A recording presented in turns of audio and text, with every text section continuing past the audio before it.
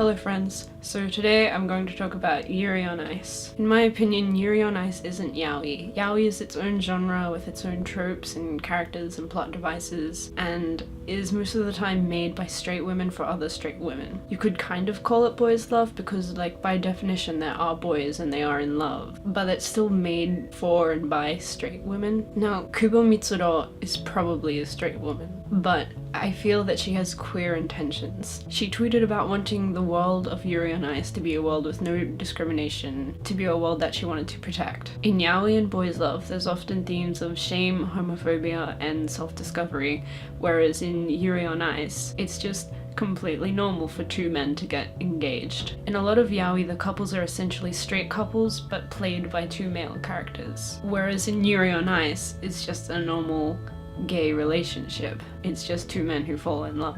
I think the demographic is probably still mostly girls, but it feels a lot more open and accessible to people who are actually queer, at least more so than boys love and yaoi. It's possible to like Yuri on Ice as both a fujoshi, a female fan of yaoi, and as a queer person. One reading isn't above the other, but yaoi is sort of women's culture, and by definition that excludes everyone who isn't a woman. Preferring Yuri on Ice to traditional yaoi isn't disrespecting women's culture, but I feel it's just more natural to enjoy media that is aimed at you or is a more faithful representation of you. Like for fujoshi, it's just a genre that they like. However, depending on how you define queer, fujoshi could be called queer in that they are other and different from the traditional way of women being attracted to men. For example, in Gaycation, the two fujoshi who were interviewed by Ellen Page certainly don't seem like people we would call straight.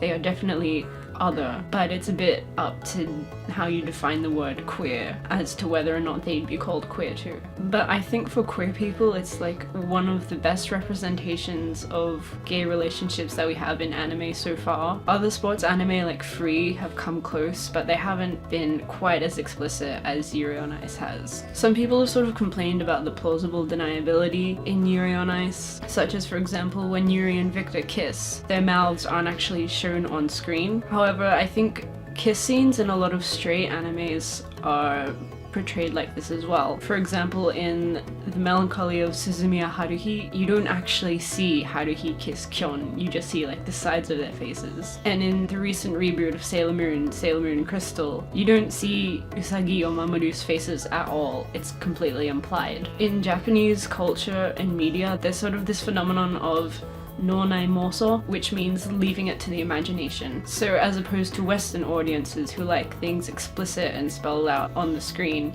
Japanese audiences might prefer to imagine things in their head the way they'd like to see it. Yuri also does deny his love for Victor in a few scenes, but straight couples do that too in every romantic comedy ever. That's pretty much just what tsundere characters do, that's their thing. And also, anime doesn't just exist in a vacuum, you have to take into account Japanese culture and Japanese queer culture and the history of queer representation in Japanese media so far. Japan doesn't have marriage equality, and you can count the cities where gay relationships are recognized on one hand. Yuri on Ice is the gayest thing we've had so far. Also, it's important to consider Japanese versus Western identity politics. In the West, your identity is very much what you say you are, whereas in Japan, it's more based off what you do. So while some Western viewers might have felt disappointed that Yuri or Victor never actually said, "I like men," Japanese viewers would be able to clearly see that these two men are into each other, because it's not about who they say they are or what they say they want to do. It's about what they actually do. Also, a lot of people complained about the fan service in this anime, despite it being a sports anime, and that's why a lot of people watch them. But I've noticed that people only ever seem to complain about fan service when it's about male characters. No one ever seems to notice fan service of female characters in every series ever. This isn't to say that Yuri on Ice is perfect though. There are some scenes where Victor's behavior towards Yuri kind of borders on harassment, but he does think that Yuri is really into him at the same time.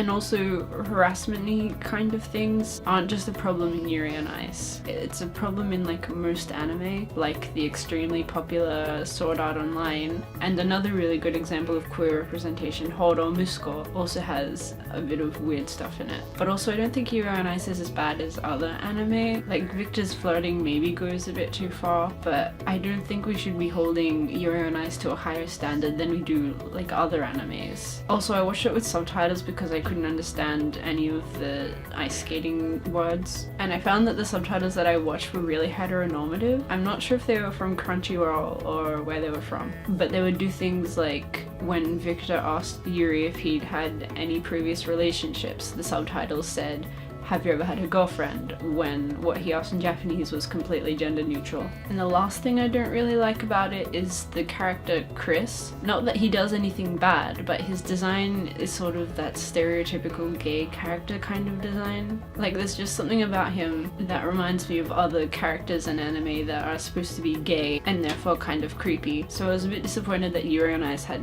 designed a character like that. But apart from those small things, I love Yuri on Ice. It's not yaoi. Victor and Yuri are getting married, and I hope they have the wedding on an ice rink. If you like this video, please give it a like and subscribe. Oh, it would be great. Bye.